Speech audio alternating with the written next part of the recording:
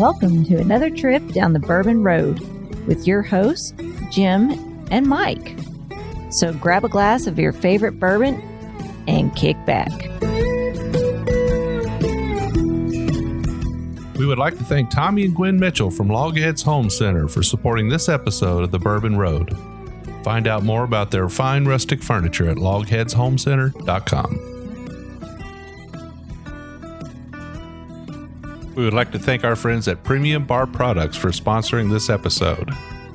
If you're ready to step up your game at your home bar, check out premiumbarproducts.com to choose from their wide selection of glassware, all of which can be custom engraved with your personal message or logo. And there's no minimum order. So after the episode, head over to premiumbarproducts.com and check out everything they have to offer. Now, let's get on with the show. Hello, everybody. I'm Jim Shannon. And I'm Mike Hyatt. And this is the Bourbon Road. And today, Mike, we are once again, unfortunately, I like your place, but, you know, it's getting kind of old. I know. But I got up at 3:30 this morning, went to work, worked a 12-hour shift. It was just to do a recording after that, which was a busy day. I appreciate you coming over here. I know. No, it's not. It's not that. I want to get out there. Oh, we do need to get out there. I want to get out there and do what we used to do that we can't do anymore. I mean, I'd like to record over your house though, because your wife cooks good. She always has cookies or brownies or something. She's like, try this. I mean, this is a great place. It's a wonderful atmosphere. It's a great place for us to record. And actually, we have a guest today who will inspire us both to get back out on the road and start seeing some people. Yeah. I mean, we haven't had a live guest in a while, really. It's true. We did StreamYard and we just haven't been on the Bourbon Road. But actually, somebody took the Bourbon Road and came to us. So today we have whiskey lore on with us, Drew Hanish. He's been here in Kentucky doing the Bourbon Trail, been down in Tennessee a little bit. He's doing his thing. We tried to hook up with him before. He's got a podcast. He's got a blog. He's got a Patreon account. He's got it all. He's got 2 podcasts. So he's been rocking it out. All right. Well, and he came bearing bottles. He did. Something that we haven't drank on the show before. I don't think we've had any Scotch, right? That's right. I'm pretty excited about it. Oh, yeah. Drew, welcome to the show. Thank you very much. It's an honor to be here. Beautiful spot. Nice little drive up. Made me feel at home going through the countryside to get here. You didn't hit any deer, did you? I did not hit any deer. I saw plenty of them on the side of the road, but I didn't hit any one of them. Well, it's the rut in Kentucky. You know, like I said before, them deer like teenage boys. They're just going crazy. That's crazy. Yeah. Well, Drew, we're going to spend a whole lot of time talking about you and what you do. But before we do, as usual, we like to get straight to the whiskey. Okay. Perfect. So, and this first one you've brought for us. Yes. So I would like to turn it over to you and let's introduce this bottle. Okay. And we'll go through a tasting. So what's interesting about this whiskey is that I read the label. I don't know how many people, when they buy a whiskey, spend the time reading the marketing stuff that's written on the back of a box, or and Scotch usually comes in a box. So you have some kind of literature to read over, whether it's tasting notes or something about the whiskey. And so it was very interesting. This Scotch, along with one other Scotch called Bourbon, were 2 that inspired me to do a podcast. And the reason that I was inspired to do a podcast by these 2 is because both boxes had very interesting stories that I didn't know anything about. And I thought, I got to know more about this story. So the Bourbon was about a ghost wolf or dog that haunted this little Scottish village. And they had this whole story about how one of the distillery workers had come out one night and he tried to catch it and it just disappeared.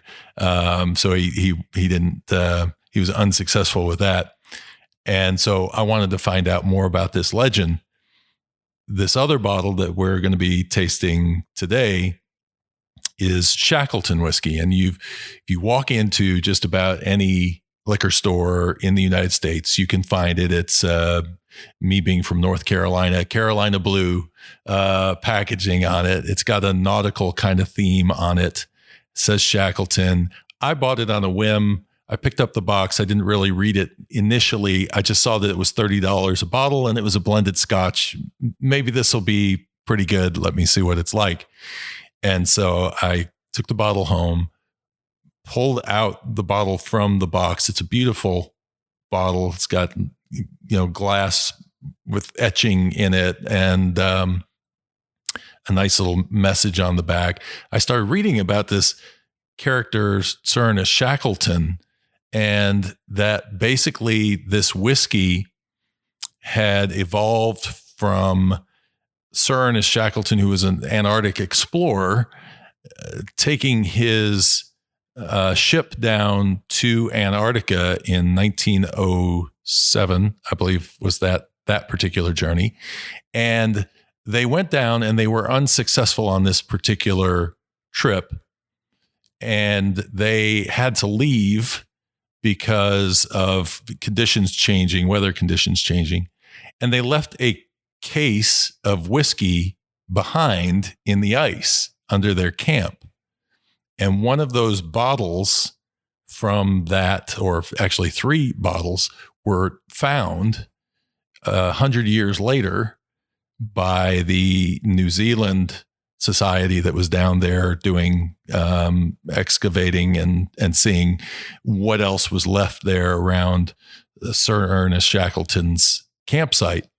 And so they brought these 3 bottles back to New Zealand, contacted the distillery that made them and said, we have your whiskey, and do you want to interact with it in some way or another?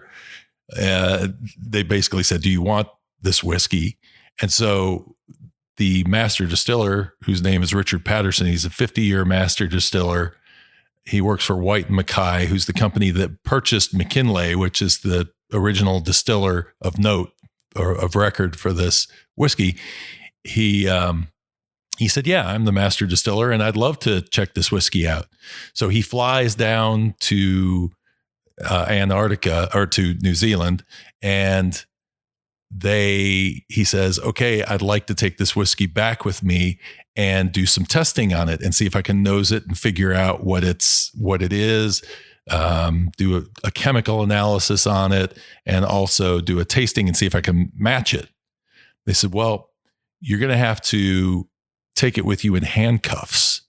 So they handcuffed it to him, and he took a private jet back to Scotland, could not let the bottles out of his sight. They did the chemical testing. He did the nosing on this whiskey and recreated the whiskey. And then they call him from New Zealand and said, now bring the bottles back. And he said, bring them back. I thought I was going to get to keep these. They said, no, anything that comes from Antarctica has to go back to Antarctica. So he had to take them back down there. So I read this part of this story on this box, and it just intrigued me. So I thought, this is another story I got to go chase. So I went ahead and contacted the distillery or the company White & Mackay, who does Dalmore and some other Fettercairn and Jura. So they're over a bunch of different whiskeys, and said, I'd like to see if I could talk with Richard Patterson. And he called me while I was in Miami on a trip and said, sure, come on over, we'll have a chat about this. So I went there, recorded the interview with him. He showed me all of this Sir Ernest Shackleton stuff, which kind of freaked me out, because when I went, I said, okay, I'm going to tell the story about this 1907 journey. Come to find out, a few years later, Shackleton went back and went through one of the most amazing survival stories in the history of mankind. And I thought, if I don't tell this story properly, then Richard Patterson and all the people in England who know who Sir Ernest Shackleton are not going to be very happy. So I had to really dig in and do the study on this. And it was amazing because it gave me 2 episodes. First telling the story of Richard Patterson and how he got this whiskey and matched it, but then also going through and telling the story of this later journey, that last expedition that ended up being such a crazy adventure. So all inspired by me picking up this blue box of whiskey and saying, I wonder what this tastes like. And it's $30. I wonder if it's any good. And the surprising thing is that I think it's actually really good. It's a malt blend. So it's not like a Dewar's or a Johnny Walker, which have some grain neutral spirit in them.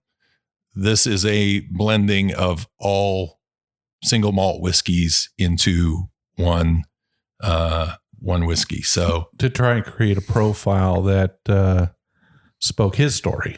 Yeah. So it was really interesting because one of the things that I assumed about this bottle was that this was a recreation of the whiskey that he found that was 100 years old. He did do that, and you can buy that whiskey. It's about $200 a bottle to get it.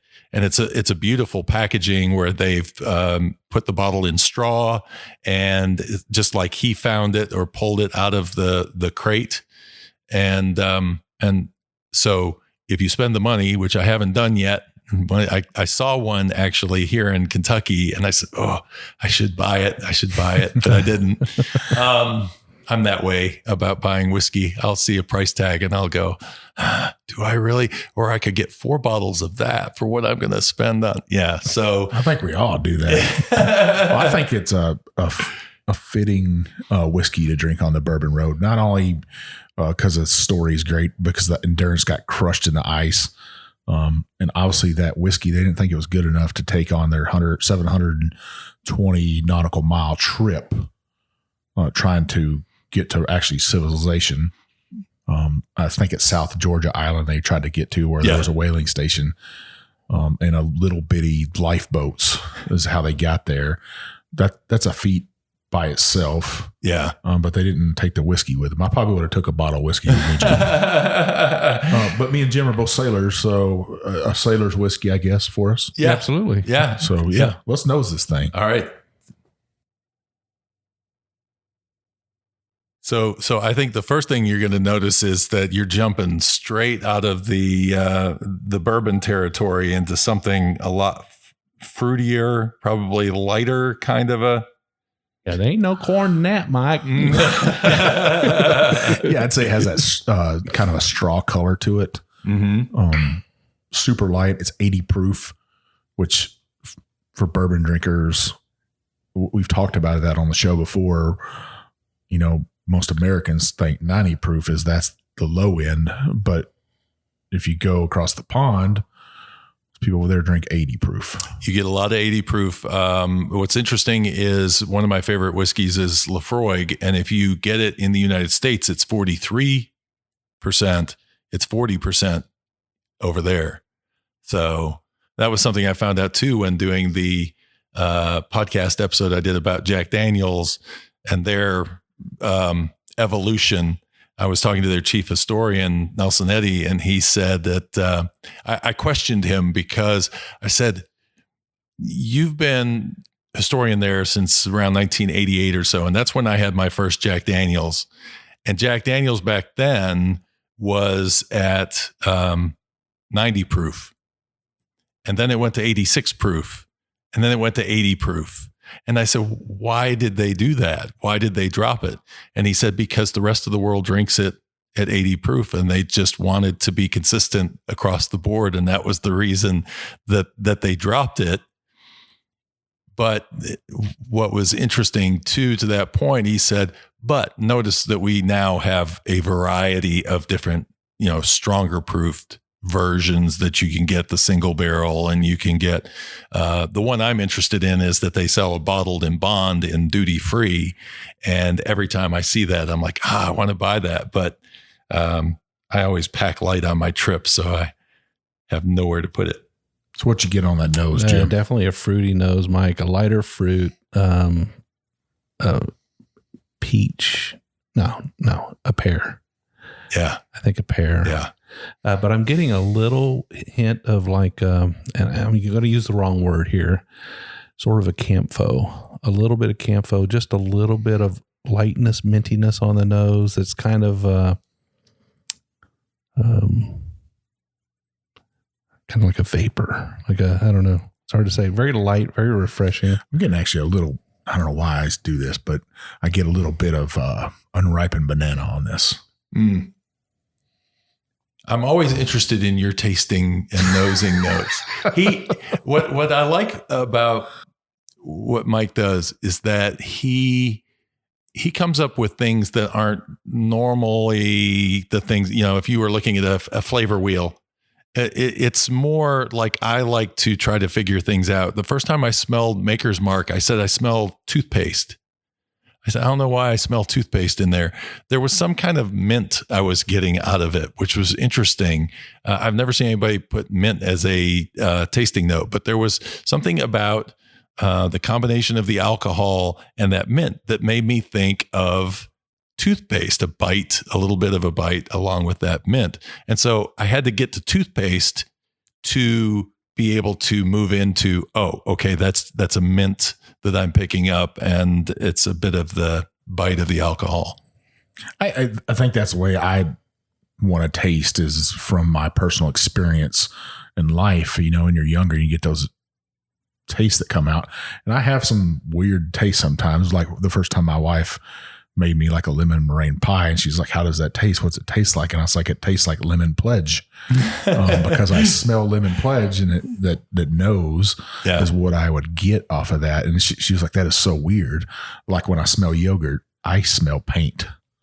That's just me. Was growing up in the Army and painting on boats, I had that smell of paint, and yogurt has that somewhat of a paint smell to it. So, but I try to bring those notes out to, especially the whiskey novice that can't know stuff off of a wheel, and they're not going to get that. A lot of people say, hey, I don't get what you two are getting. Right. But whenever I'm saying, hey, think back to what is a childhood. And, Jim, one time he's like, I smell cedar. And I gave him a hard time, and I feel bad about it, because it was he was like, I smell cedar. And I was like, you telling me you go around chewing on a cedar stick? But who chews on leather? But I hear leather notes all the time in whiskey. Tobacco and whiskey. Or tobacco, So, to each his own. My tasting notes are mine, and I smell a little bit of unripened banana in there. What I'm talking about is green banana. You peel it back, and you kind of smell a little bit of bitterness. Yeah, but not a whole lot. And I get that pear you get in too, Jim, just a little bit, like a fresh pear, not an over-ripened pear. And so I pick up a little citrus in it, and because I picked up a little bit of like a hint of orange in there, I paired it with Lindt's Intense Orange Chocolate. Mm-hmm. Man, it makes that chocolate just dance in your mouth. It's amazing, the combination. Well, I'll say cheers to you, Drew. Let's taste this. Cheers. Cheers.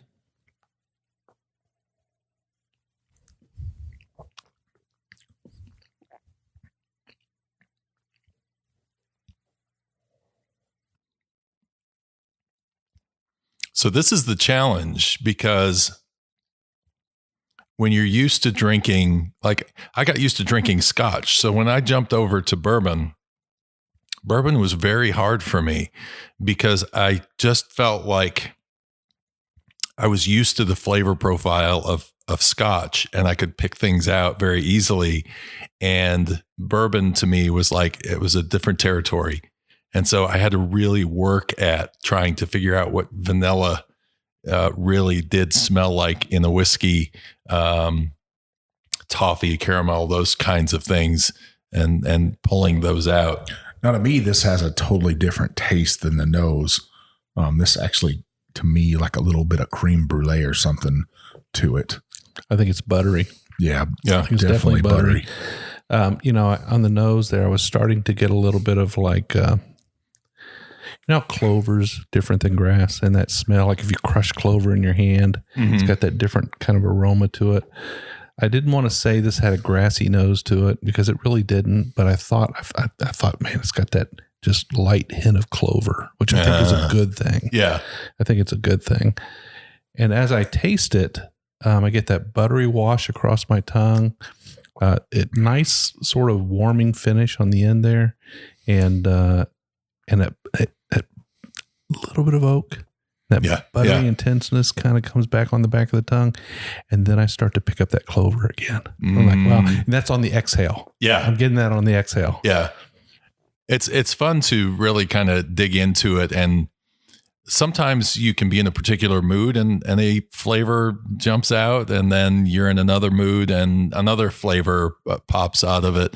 It's like your mind is open to certain memories at certain times, and at other times it kind of blocks them off. So, I mean, I struggle at times to pull out flavors when if I'm under pressure. If somebody, I did not want to do live tastings on a podcast or on YouTube or anything for a while. It used to bother me going into distilleries and having the distillery manager doing the tasting and then looking at me saying, "What do you think? What do you think?" Because I would go, I can't taste under pressure. I can't do it because I don't know if it's my ADD or what, but for some reason I can't get my full focus there. What's interesting is that when I started doing tasting videos, I realized that when I did the video, I would come up with certain tasting notes. And then after I turned the video off and sat back and just took a drink with no pressure on, suddenly all these flavors started jumping at me. It's like, whoa, where did that come from? Where did that come from? So it takes a little relaxing, I think, to sometimes be able to pull things out. I'm waiting for Jim to tell me some kind of candy that he... No, not candy. No, I mentioned early on the nose that I was getting a camphor kind of aroma to it. And it's so distant. It's so distant that it's not fair for me to say that because I'm getting it. It's there, but it's almost as if somebody walked across the room, the far end of the room in a big hall after a little bit of Vicks rub on it. And I'm just catching just a hint of that. Nice. Okay. But for me, it's in a good way. Yeah. Both that clover, that just hint of camphor, the pear, the buttery warmth, the oak on the end. So this is where the whiskey lore part will come in. How many people I hear say, I don't like Scotch because I don't like that smoky aspect to it. You taste any smoke in this? No. Yeah. I don't get, every bourbon I've had is more smoky than this right here. Yeah. More oak into it.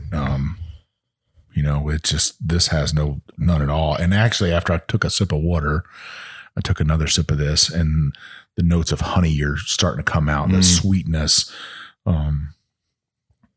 almost like a bite of honey. Those little candies I'm talking about that get stuck in your teeth, and you get it out. You're going to pull your fillings out. Exactly. Yeah. So that's what I'd get out of this. Beautiful Scotch. I don't get the smokiness. And me and Jim are Scotch drinkers or whiskey drinkers. So I think we both can appreciate that for what it is and be able to pull those notes out, our notes. And that's the great thing about both of us. And he's a rye guy. I'm a wheat guy. This has neither of those. I do have a bottle of Glendronic that I like to go to every now and then. So what's interesting about Glendronic is that now Brown-Forman owns them. When I went there for my tour, it was the first place I went to where they had an American flag flying over the distillery. I'm in Scotland, and why am I seeing this American flag? I didn't know that they had been purchased by Brown-Forman at the time, so they related that to me. But it's interesting because Glendronic is probably the most sherry influenced whiskey. And while I was here in Kentucky, one of the bottles that I bought, which I can't find at home, is Glendronic's Cask Strength. So I'm expecting a sherry bomb out of that it will definitely be full of the plum notes and the, kind of dark fruits that you get out of that. And, but on a much more intense level than I've tasted before. So Glendronic's my favorite. It's not Speyside, it's a Highland, but it's like right on the edge of Speyside. Yeah. So Drew, let's get to, how did you get into podcasting and then into whiskey podcasting? Okay. So what's interesting is I've been a web designer for the last 18 years, and I have a company that, basically I got everybody doing everything that I need to have done. I don't program anymore. I'm more customer service than anything. I'm the CEO that they come to be the personality of the company. Other than that, I've got my guys working on doing the development of the sites. So I found myself sitting in the back room trying to find work to do. And I said, what am I doing? What am I not doing in my life that I really wish I was? And I thought, traveling. I absolutely love traveling. So, I could get a laptop and hit the road and do work from anywhere, because all I need is a GoToMeeting or something like that to be able to have communications anywhere in the world with my clients. So I started taking little trips just to see. And then I decided to go to Europe and see if I could pull off doing a trip to Europe. Went there I did a James Bond trip. I basically looked up all the different places that James Bond movies had been filmed, and I plotted a trip across Europe to go to as many of those as I possibly could. So did you go to Pisa Gloria? I did not. That is one of the few places I did, and I love that movie. Yeah, no, that was one of the few places I couldn't go. I went to Soledad, which is where they filmed Spectre up on the mountaintop, which is not far from there. But because of the weather, I wasn't able to get to Pis Gloria. So that is on my list. Yes, but I have not gotten there yet. Another one is Goldfinger, where now I've forgotten the name of the stretch of the road, but it's in Switzerland, and it's really tough to get to, except in the middle of the summer when everybody's driving it. But it's the part where they're looking down this zigzag road down to the bottom, and the girl sniper up above is shooting over his head. So that's one of those places I really want to go. I haven't been either. But so I do this whole planning out of this trip, and I thought I need to do a blog about this. And so I started a blog called Travel Fuels Life.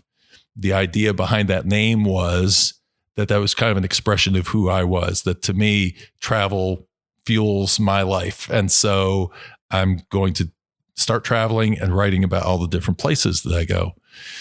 Well, that soon evolved into, a friend kept nudging me saying, you should do a podcast. You should do a podcast. You used to be in radio. And I was petrified of doing a podcast. I thought, I'm going to get in front of a microphone. I'm just going to stumble all over myself. Why would I do that? I just don't feel confident with that. And doing interviews, I've never done interviews before, so I don't really know how I'm going to pull that off.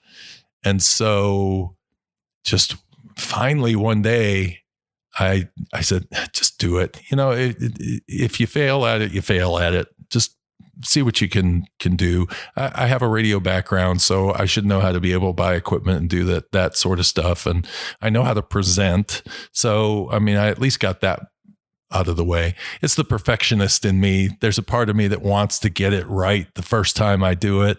And so that was a struggle for me. But I ended up getting in contact with a couple of people, doing interviews through GoToMeeting was basically how I was doing it.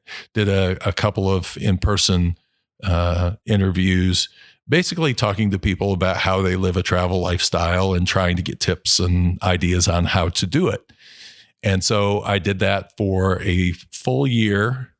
And then at the same time, I had gotten together with a group of friends who were really into, one friend was really into drinking Scotch, and another friend who was into bourbon. And they said, well, buy a couple of bottles of whiskey, come on up. We'll all bring 3 bottles, bring a low price, a mid price, and a high price whiskey, and we'll sit here and we'll taste among us. And so I said, I don't know, because I had a bad experience with whiskey when I was younger. I'm a beer drinker. I just don't know about this, whether I should try this or not. And then that first day walking into a liquor store looking for whiskey, I was at the mercy of the marketing departments. Which bottle looked the best? Which name did I recognize? There was really no knowledge in my head between Scotch or bourbon what I should buy. So my first purchase was for that event was Glenfiddich 12, because I love the bottle. It's a triangle shaped bottle. So that was my whole reason for buying that one, was because of the marketing department's packaging. Another one that I got was, oh man, I'm forgetting actually now what if I brought a bourbon or not. I brought a Canadian whiskey. I got Caribou Crossing, which looks, oh, you got it? Okay. Yeah. Because, having been born in Michigan, I have this thing about, I always hear people talking down Canadian whiskey. So I said, you know what? I'm going to challenge people. I'm going to bring a Canadian whiskey and see if I can pull this. I remember what the third bottle was. The third bottle was Johnny Walker Black, because my friend said, who is a Scotch drinker, said, I only drink single malt whiskeys, nose up in the air kind of thing. And I said, okay, I'm going to find a blend and see if I can fool him into liking a blend. So that was my first experience. Actually picked some pretty decent whiskeys to get started with on that. Tasting theirs was interesting, but I walked out of there going, oh, they all tasted like whiskey. I can't really tell, one from the other. So we did another tasting a few weeks later, and I felt like I was getting a little more out of it, but we were all sitting here talking about whiskey like we knew what we were talking about, but none of us really did. And so I remember saying, bourbon, I think it's limestone water from Kentucky, and it's, it can only be made in Kentucky. And so I said, no, I need to know more about this. So I thought, well, I'm doing this travel podcast. Why don't I just travel to Kentucky? I can write blog posts about it, and I will immerse myself in bourbon for a week. So for 8 days, I planned out 19 different distilleries to go to, 17 in Kentucky, 2 in Tennessee, and just immersed myself in it. And it was so interesting. I video recorded myself at each place I went to. What am I learning here?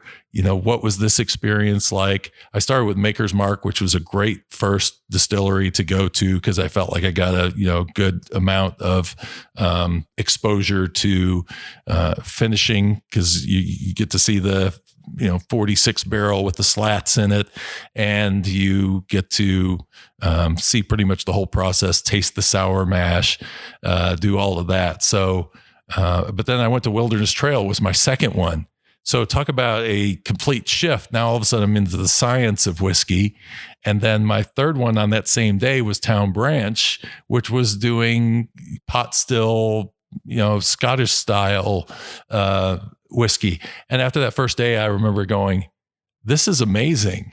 My friends were like, you're going to go 19 distilleries. You're going to be bored to death hearing the same thing over and over and over.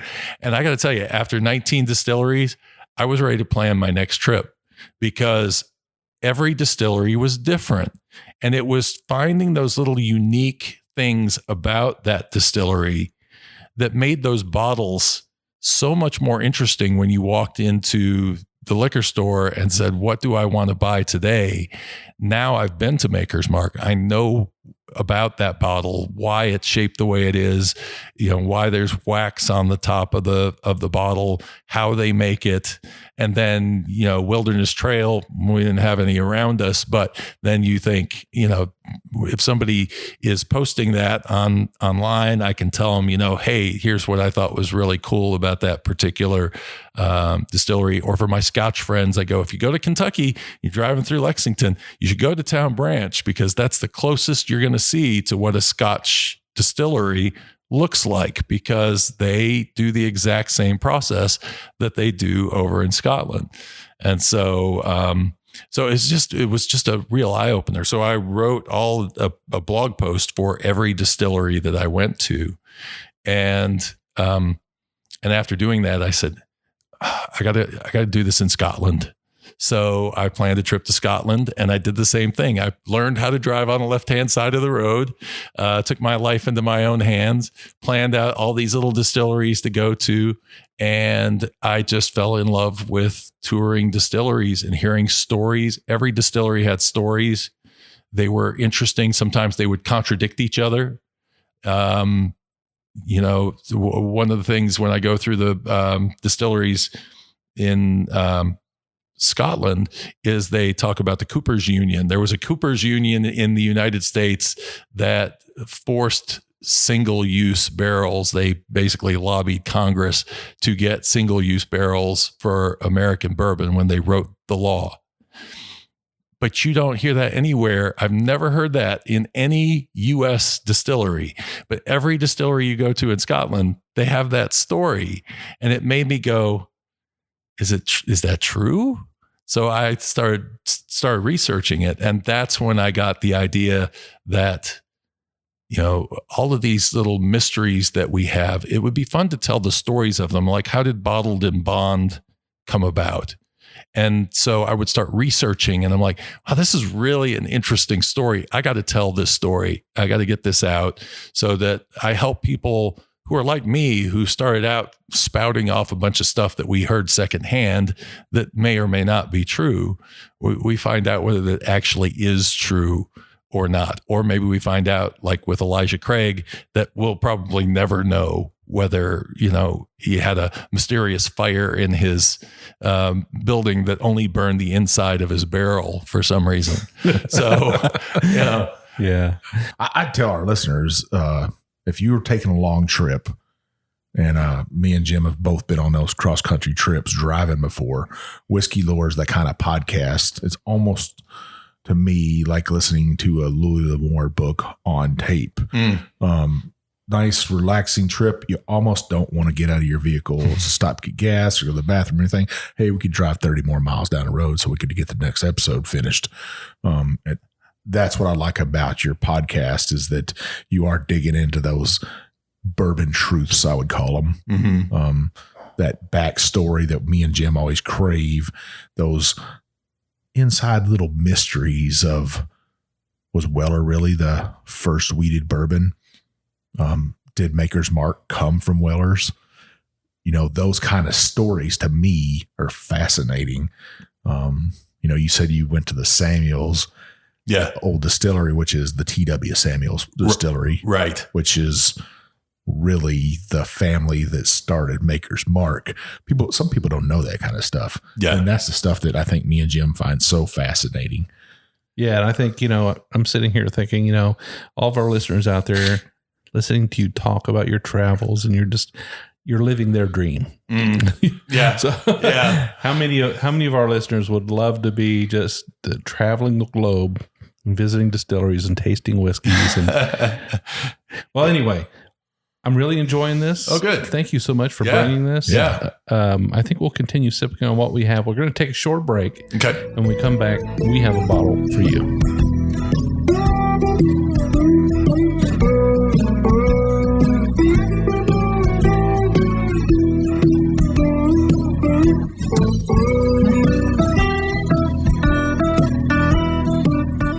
We would like to thank Tommy and Gwen Mitchell from Logheads Home Center for supporting this episode of The Bourbon Road. Logheads Home Center, nestled in the hills of Kentucky, is an industry leader in building handcrafted rustic furniture. Family owned and operated, they take pride in offering only the very best for their customers. The Logheads, and that's what they like to call themselves, are skilled woodcrafters who are passionate about creating rustic furniture for people who appreciate the beauty of natural wood. Owners Tommy and Gwen don't just sell the rustic lifestyle, they live it. And you can be sure that Logheads furniture will always be handcrafted in Kentucky by artisans who embrace the simple way of life. Logheads rustic furniture is made from northern white cedar, a sustainable wood that's naturally rot and termite resistant. Its beauty and quality will add warmth to your earthy lifestyle for generations to come. Be sure to check out everything they have to offer at logheadshomecenter.com. And while you're at it, give Tommy and Gwen a shout on Facebook or Instagram at Logheads Home Center.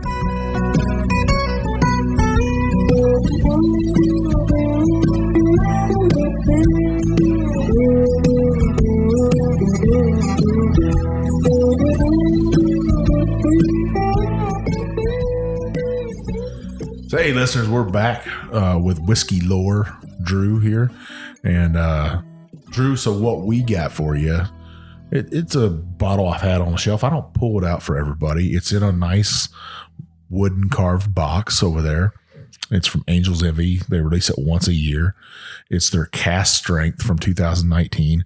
You see, I haven't drank a whole lot out of the bottle. And I seen Jim's eyes light up when I pulled it out.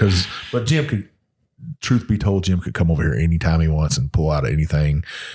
Maybe a couple unopened bottles I have closed up. Well, I got here before you today, and Viv invited me in the house, and she said, just make yourself at home, and I went straight over and got a pour your Iron Root Harbinger. That's a good one to get right there. Is that the 115? I think that is the 115 up on the shelf. I have a couple bottles of that. If I see a bottle, I don't know. I got a bad habit about trying to buy more of it because I'm afraid it's going to run out. Yeah. Or they're going to create something different. And, when something's good, like Henry Mckenna, 10-year, you want to get it, and you got to have a couple extra bottles, right, Jim? That's right. Yeah. This is a bottle that I keep in a wooden box over there. I have some other wood carved stuff, like a rum case over there, I guess. Bottle case from Haiti, and I have some other wood carvings over there and some wood ducks, and I set it over there and I kind of forget about it because it just kind of sits back in that shelf. But this is 122.4 proof. It run about $199. I think they only had about 1,400 bottles of this. Wow. So I would call this was probably my first big boy whiskey bottle right here I'd ever bought. I felt super sick about buying it. I get that. But I bought it, and it comes out for special occasions or for good friends. And I appreciate you coming out here to Jeff the Ben Farm with us and sitting down with some fellow podcasters and just talking about whiskey. Oh, it's great. I appreciate you inviting me out. And actually, I've only tried one Angel's Envy, which is the regular version of this versus the Cask Strength version. So this will be interesting. This is the port wine finish. It's just Cask Strength, And they kind of pioneered that whole port wine finished bourbon deal. In fact, that was their flagship brand, was the finished bourbon whiskey. Sure. And there's been a lot of people who say that's not really bourbon. Well, according to the law, it's not. But it is bourbon finished in port wine barrels. Yeah. Well, and I think that's the trick, is that it's how you state it. So if you say it is a bourbon finished in, then you are being, truthful about it. Right. We were talking about earlier, before we started recording, about Tennessee whiskey and Jack Daniels, and how people will say, overseas, they'll call it bourbon. And I remember being a James Bond fan, the first time M pours and says, I like bourbon. And she starts pouring a Jack Daniels. I'm like, come on. But it's funny that I've mellowed on that over time now. And I now say, it is bourbon, but it goes through another step. there's one extra step that they throw into it. And we were talking about Evan Williams Bottled in Bond, that it goes through that extra step too. It just goes through it at a different point in the process. Yeah. Right. Exactly. We could all agree on this, right? It's whiskey. It's whiskey. It's definitely whiskey. It is whiskey. And, it's released under a different category. So they do have control of that. But you just have to be a wise consumer. You need to, like you said earlier in the first half, you got to read that label. Yeah. Well, and then my other question that I've run into, the more that I've started experiencing some of this more creativity in making bourbons or whiskeys, is should a distiller always keep themselves to the rule, or should they go outside and not be afraid to release something that they just call whiskey and not have to put bourbon on it because they really want to try something and see if it works? And it breaks a little rule here. Let's just put whiskey on it and see if we can, do something different to challenge people's idea of what whiskey from Kentucky could be, or, that sort of thing. I think the only reason why that doesn't happen is because you have the stigma, I think, that comes with stuff like Early Times. If you go buy a bottle of Early Times, it is called Kentucky whiskey because it's been put in a used barrel instead of being put into a fresh charred oak barrel. So, maybe that's what they're worried about, is that you don't want to just put whiskey on it because people will think it's not good enough to be bourbon. But could you not make something with whiskey on it that could outdo a bourbon just by doing something a little extra?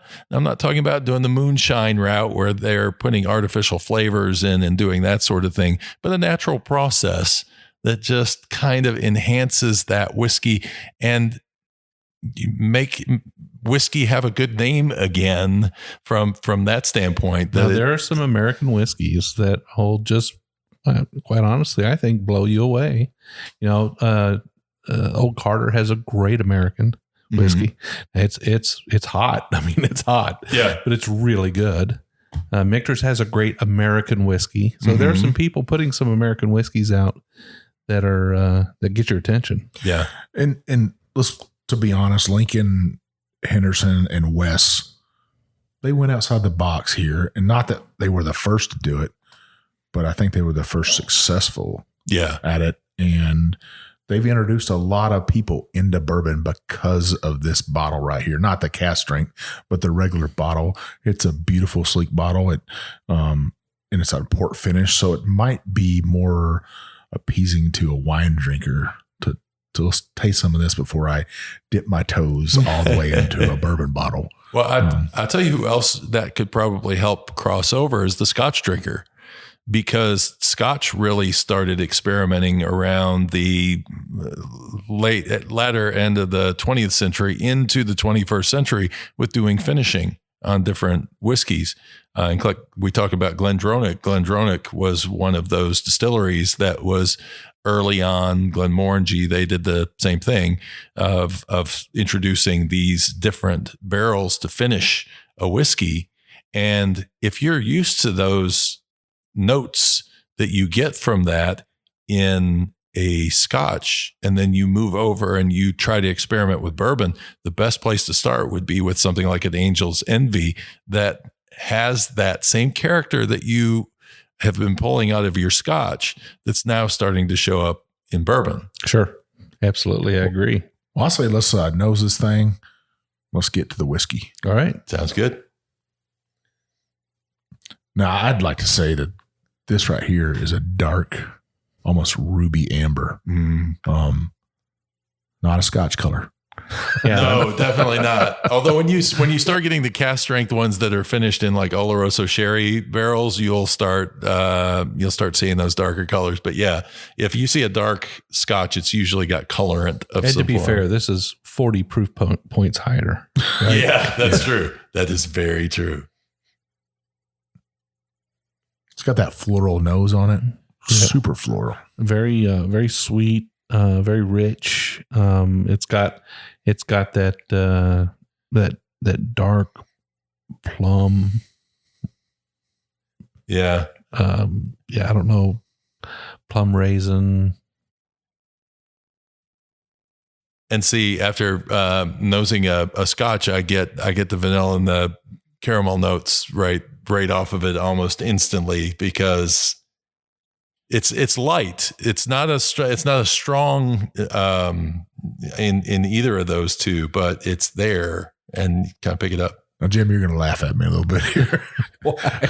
I'm actually getting a little bit of prune juice off this. Oh, okay. That's good. Yeah. When I was a little kid, and, my grandmother might have a little bit of stomach issues. Yeah.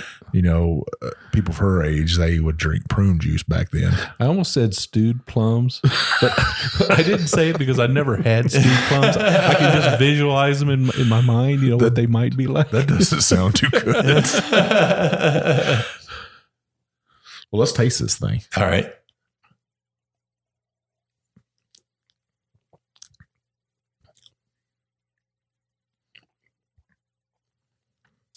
Pow. A little bit of pow. Yeah. That hits right home, right? Yeah, it does.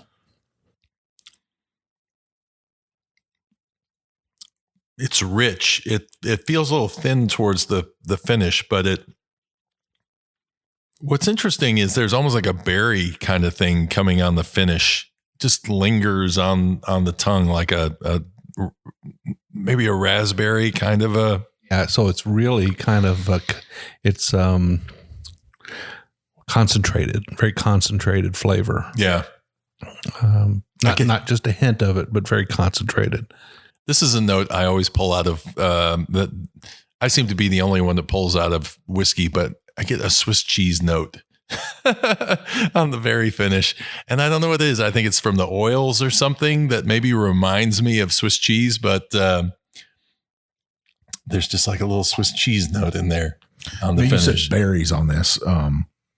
There's a berry cereal, like not fruity pebbles, maybe.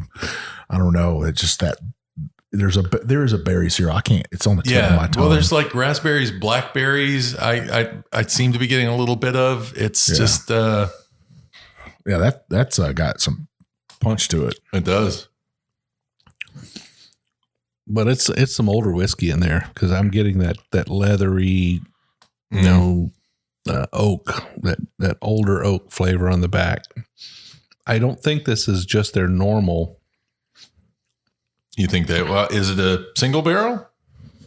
I don't think so. No, it's not a single barrel. Okay. I get a baking spice of some form on the nose too. I like to say I'm still learning. I conquer a flavor every once in a while, and then I'm like, yes. Yeah, it's like 3x5 cards. Every time we drink a whiskey, every time we eat a meal, every time we have a snack or visit a new kind of food, we file away one more 3x5 card. Oh, nice. With a little bit of knowledge on it, and we're going to pull that out one day when we taste a whiskey. Well, I think the way that I do it that really helps me out is I do comparisons. I never just taste one in isolation. I try to put two that are, if I'm doing an Irish whiskey, I'll put another Irish whiskey with it. Or, if I'm doing a rye, I'll try to fit another rye. And in fact, I've struggled with rye in trying to figure out what the differences are in the different types of rye. Rittenhouse is the one I usually have in my cabinet, and I've been happy enough with that. But I've brought some Sazerac home, and I tasted it and I went, this is very different. I had Knob Creek rye. I didn't like it. I actually made it into an infinity bottle because it was too sweet for me. I've had Canadian ryes. So it wasn't until I put three ryes next to each other. One was Pendleton 1910, which is a 12-year Canadian, versus, was it Rittenhouse? Yeah, Rittenhouse and Sazerac. And they were all so different from each other. Yeah, they are. I mean, but still to try to pick out, and label one, I could say one's maybe a little more herbally. But I'm trying to find what those adjectives are that I'm looking for to describe one rye flavor from the next. Now, when I did the 291, that rye was like, I could taste caraway seeds. I felt like I was eating rye bread. I mean, it was so heavy with rye, and the bourbon tasted like rye to me. Whatever they're using for their rye is really dominant because it just seems to take over whatever it's in. You're talking about the berries, and I was thinking about what that berry taste was. Yeah. And Captain Crunch actually has a crunch berry. Okay. And just that little bit of cereal note plus that berry sweetness and stuff. Yeah. This cask strength has to it. I know people get weirded out when I bring out some cereal notes and stuff. But hey, I love your cereal notes. I mean, because if that's what it takes to get you to what ultimately it is, I think that's that's how I try to help people when I'm going through a tasting. Is I say, it's your experience. Whatever I had one that tasted like Nutter Butter to me, and I love Nutter Butters, favorite cookie in the world. And if it tastes like Nutter Butters, it sold me because Must have been Noah's Mill. Noah's Mill. I don't know what it was, but it was. So you get that Noah's Mill? I do. I would say Nutter Butter will be something from Heaven Hill, right? Because it's that nutty taste. Yeah. But I don't know. And it's each his own. It's funny you brought up Henry Mckenna 10. I had it in two different places. I had it in Nevada at Lake Tahoe, tasted it there, loved it, just savored that whole glass that I had. Then I had it at Bardstown Bourbon Company, loved it, savored it. I was like, this is a lot of vanilla. It was the first whiskey I ever really picked vanilla out and said, yes, that's vanilla. I bought a bottle. And I had a bottle of the cheap Henry Mckenna. Okay. Yeah. And the brown label. Yes. And I tasted, I was like, this Henry Mckenna 10 I have is so bad versus what I've expected it to be. I mean, it was a competent whiskey, but it just wasn't what I was expecting. And I actually did a blind tasting of the two with each other. Tasted like the same whiskey. Really? I don't know what happened. But for some reason and I think it's down to single barrel. Maybe I just got a barrel that wasn't a great barrel. And a lot of people have said that about Henry Mckenna 10-year. And I've heard people say that about Eagle Rare, the same thing. And maybe it does come down to that single barrel and, they just got to put it in a barrel. But you'd think, well, at the distillery, they're tasting those barrels. Yeah. We'll be like, this ain't going to make the cut for that. So we're going to push this aside. This is going to go in that 300 barrel batch. Yeah. Yeah. This is going to go in the brown label. Right. It's just not there. They're human. They miss a few, I think, maybe. But yeah, I've heard the same thing. Henry Mckenna. I mean, 9 times out of 10, you're going to get a great bottle, I think. Yeah. Every now and then you're going to get that one that you're just. The same thing with single barrel Evan Williams. I actually started buying the bottled in bond regularly now because if you buy the single barrel, man, when you get a good one, it's really good. But when you get one that's not quite there, then you wish you'd have bought the bottled in bond. It's just, it's interesting how I feel like there is a consistency issue with Heaven Hill single barrel whiskeys. That's the impression I'm getting. I don't know if it's true or not because I'm not drinking enough of it to be able to pull that out. But it does make you wonder after you've had, 2 incidents very close to each other with the same distiller where the single barrels let you down on a particular one. So, well, in addition to traveling the world and visiting distilleries, you've also taken time to write a little bit of that down and to put out a book. Yes. Tell us a little bit about that. So I was writing all of these different blog posts about different distilleries that I was visiting, but they were basically me just kind of running off at the mouth and saying, here's what I experienced here, bullet points on different things. And it really wasn't organized in any specific way. And I looked out there to see if there were bourbon travel books, and I found some, but they weren't really organized to help you figure out which distilleries should I put on my list. If I am coming from California and this is my only trip I'm ever going to be able to take to bourbon country, how do I pick out which distilleries that I'm going to go to? So what I wanted to do was I wanted to give my own experience in this and say, here are 32 different distilleries that I went to. I'll take all this blog post information I have, I will condense it down, and I will put it into a format where you can compare every distillery side by side, the experience that I had, my top 3 reasons to go to this particular distillery, my top 3 reasons to go to this particular distillery, how to get there, what you're going to taste, or at least what I tasted when I went there, what kind of freebies you might get. Are you going to get a Glencairn tasting glass when you get there? Are you going to get, maybe some extra sample of this or that? And I thought that'd be really good information for people to just be able to flip through and find that, and then be able to easily get to the website, to the page they need to go to. Because the struggle I had in planning out my first trip is that I don't know how many times I entered my birth date into a website just to be able to find out what their hours are. And then I click that little box that says, remember me.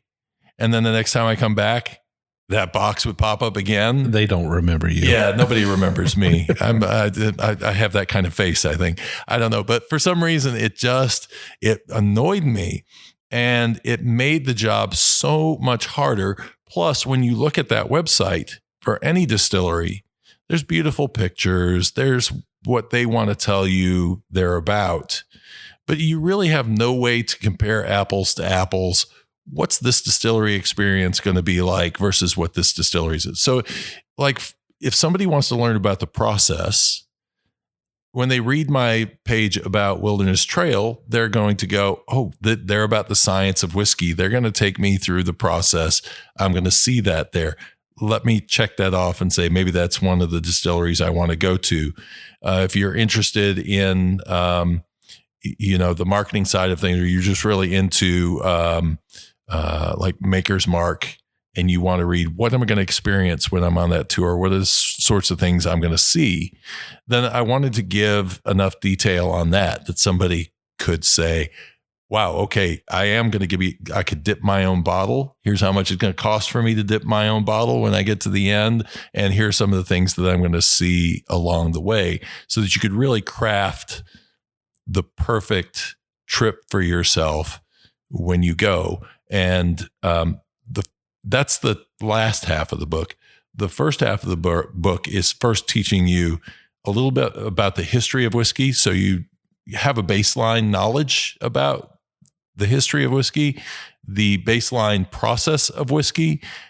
And my goal with the book is not to give the tours away.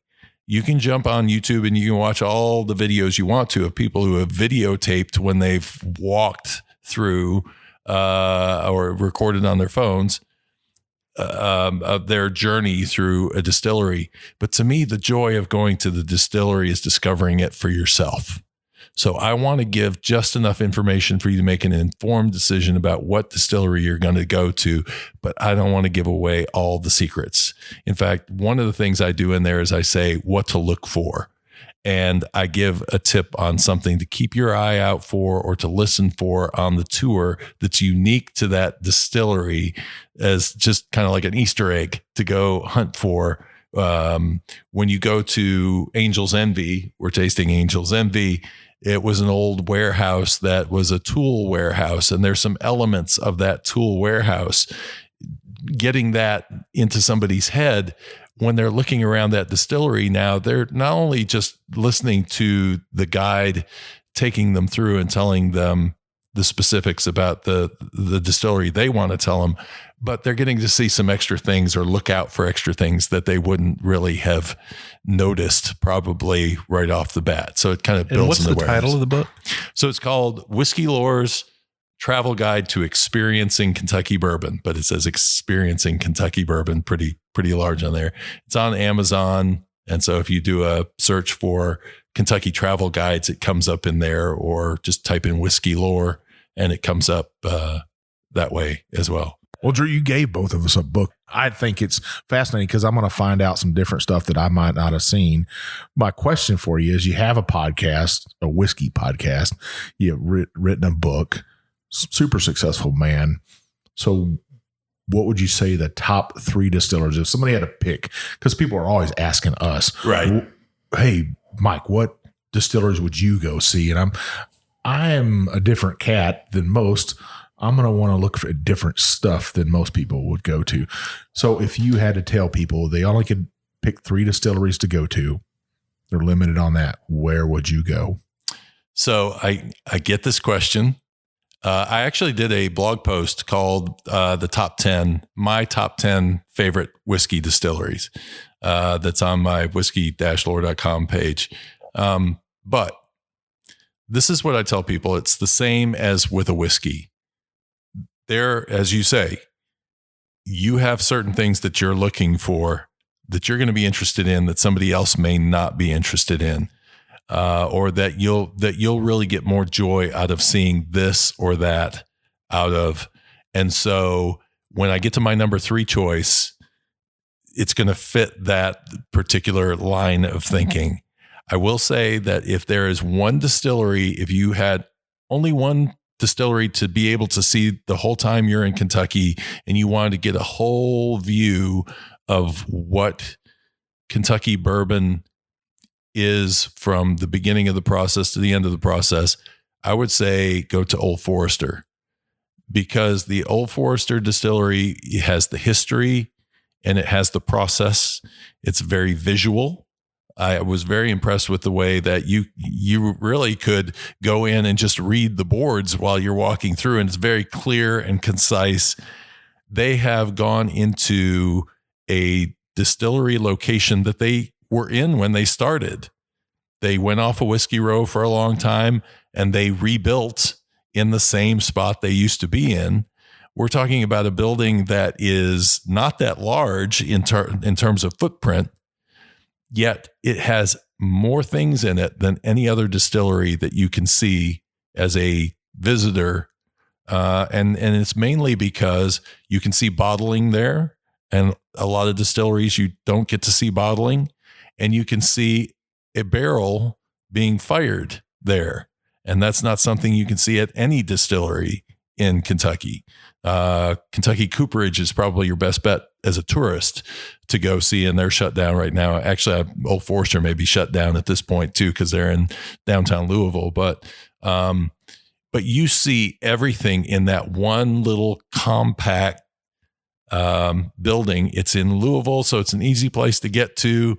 2 blocks from your hotel. Yeah, exactly. So to me, if somebody said, just give me one to go to, which one do I go to? I think Old Forester is probably the one that I would put up at the top. My second favorite, and it's a specific tour to go on. It's not on the Bourbon Trail, but it is a large distillery, and that is the Barton 1792 tour. And you have to sign up for it online, but it only runs once a day. It's the estate tour. It runs at 11 o'clock.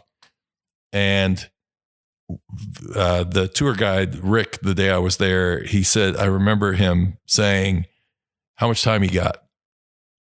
And I thought, well, this is cool. I mean, he's basically saying this is going to go on as long as you really want it to go on, and we'll go see every bit of this distillery. Now, funny story to go along with that is that the day that I went to Barton 1792, we saw the fire marshal driving around, and we were standing in the warehouse, and I said, is it normal to have the fire marshal driving around a whiskey distillery? He said, no, not really. And somebody came over to him about halfway through the tour and whispered something to him. And he said, after they left, he said, well, unfortunately, we can't take you everywhere in the distillery. I can't tell you why, but right now, we just can't take you everywhere in the distillery where we're going to go to. You'll still get to see the world's largest bourbon barrel and have your picture taken with it. We'll still go in the bottling hall and all that. But we just can't do the whole thing. It wasn't until my next tour when I went to Willett, and I was there and somebody said, "Did you hear what happened over at Barton's?" I said, "No." They said, "Oh, a warehouse collapsed." I was there the day that I was on the tour when that warehouse came down. But that was a great tour. I felt so bad too when I heard that, because I thought that was such a great tour and such nice people, and you don't want to see that happen to somebody like that. But that was you leave with a little bunghole stopper, and they stamp it with a date. So that's how I can prove I was there the day that the warehouse collapsed, because they gave me the bunghole stopper when I went in there. But so before you get on to your last one, some of our listeners might be wondering, and they might have picked up on this, that that's not part of the Kentucky Bourbon Trail, and neither is Buffalo Trace. And I just wanted to kind of point that out. Right. That Sazerac doesn't belong to the Kentucky Distillers Association because they wanted money from them. Right. And they do free tours. So this great tour that I went on didn't cost me a penny. And the same with Buffalo Trace. I've done that tour, 2-3 times, and you get to do a tasting at the end. It's a nice tasting. They don't take any shortcuts, and just really good tour. So, like I say, if you're looking through your Kentucky Bourbon Trail through the website, you're not going to find these two particular distilleries. And there's other distilleries that are going to be the same that are, I've listed a couple in the books that aren't on the trail and are worth checking out. A lot of people don't go to Western Kentucky, but there's some really interesting stories that are going on in some of these Western Kentucky distilleries. And there's actually a mini trail out there where you can conquer the entire trail in one day. It's called the State Line Tour. And if you go to MB Roland and you go to Casey Jones and you go to, in Tennessee, just across the border in Clarksville, to Old Glory, that's the State Line Tour. And each one will give you a little shot glass with their logo on it. And when you get to the last one, they'll give you a stave to put your whiskey glasses on. So it's a nice little quick way to conquer a tour, instead of, taking a, Mike, we need to get over there to Western Kentucky and check that out. Yeah, it's just right down the Bluegrass Parkway, or the Western Kentucky Parkway. So Drew, what's that last distillery? So the last one is find the one that fits your personality. Find one. There are, again, between history. If you love history, there are ones that are great for history. If you love the process and you want to learn more about the process, there are ones that are great for that. Or maybe there's a brand you just love and you've wanted to learn about it and learn more about it. That the great thing about going to the distillery is you will be closer to that whiskey that you love, more intimate with it than you ever could be just by pouring a glass of it. Because when you can actually pour that glass and it starts reminding you of the smell of the warehouse that you walked into, and got that experience of it, or, seeing the still that it came out of, those things, I think, add to the richness of the experience of drinking a whiskey. And hearing those stories and hearing where they came from and why they made the whiskey, because every distiller started their distillery as some kind of passion project. There's very few of them that I've heard say, well, we just got in it for the money. Most of them have a real desire to try to do something unique with whiskey. Absolutely. Well, Drew, it's been amazing to have you here on the show. We really enjoyed our time with you. We've had a couple of great whiskeys tonight. Absolutely. I certainly hope we get the opportunity to do this again in the near future. Same here. So next time you're coming through the area, or maybe we're through your area, we'll hook up, we'll have a drink, and talk about good times. Perfect. I love it. I'd like to give you a few minutes to let everybody know where they can reach you, where they can find you on the internet, on social media, where they can get your book, those kind of things. Okay. Yeah. Well, thank you. And thanks for having me on the show. This is great. I enjoy listening to your show too, and picking up and hearing the people you talk to. I was listening actually today about one of your episodes where you were talking to the folks at Leaper's Fork, which I toured not too long ago. It's a great little distillery, fun, beautiful inside, woodworking and all the rest. It's a fun place to visit. So I love hearing that. And I love hearing the questions that you guys ask, because as a podcaster, for me, it's like, oh, what am I going to ask? What am I going to ask? And so it's fun to hear other people interacting and kind of getting the, getting deeper in and drawing things out of the guest that's on the show. So it's always fun to hear that. You can get my book, Experiencing Kentucky Bourbon. Again, just look for Whiskey Lore on Amazon. It's available on there. I think it's on sale right now. You can also buy it through my website, and I'm actually doing a November sale on that one. And that's at whiskey-lore.com. And that's where you'll also find my journal, which is my blog. And so I write about both Scotch whiskey and bourbon, and I'm always looking at other whiskeys as well. I actually have a trip planned to Japan in February that I know isn't going to happen, but I will push that ticket further on, and because I really want to learn about Japanese whiskey as well. And I'm mostly on Instagram.com/whiskey-lore, or you can find me at, I have a Facebook group, and that is at, just do a search for Whiskey Lore under Facebook, and you'll find my page and my group there as well. And those are the main places to reach out to me. Well, you can find us at the Bourbon Road on Instagram, Twitter, YouTube, and Facebook.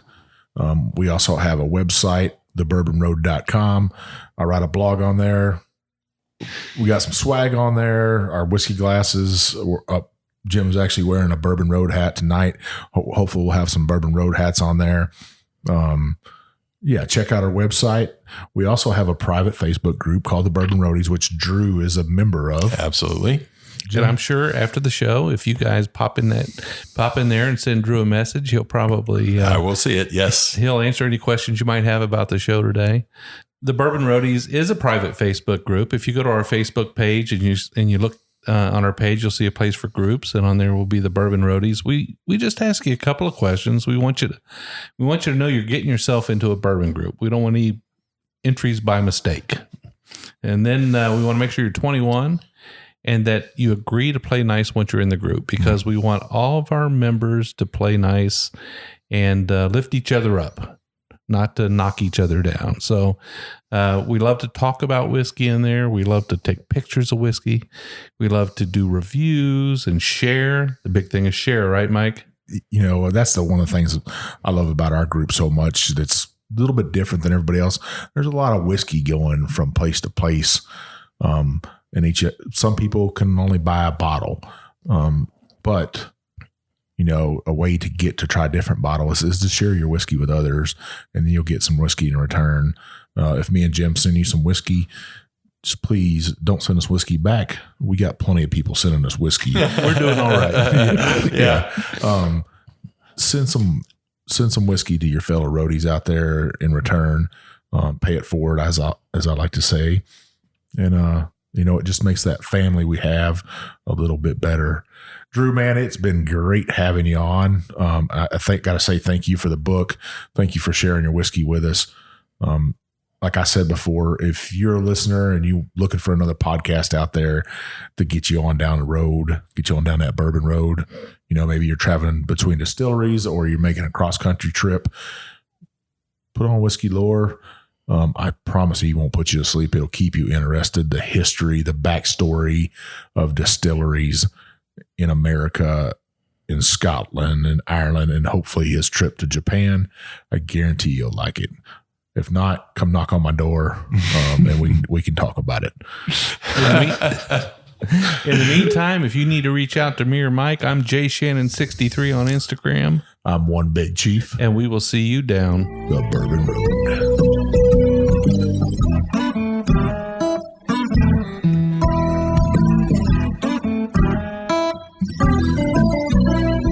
We do appreciate all of our listeners, and we'd like to thank you for taking time out of your day to hang out with us here on the Bourbon Road.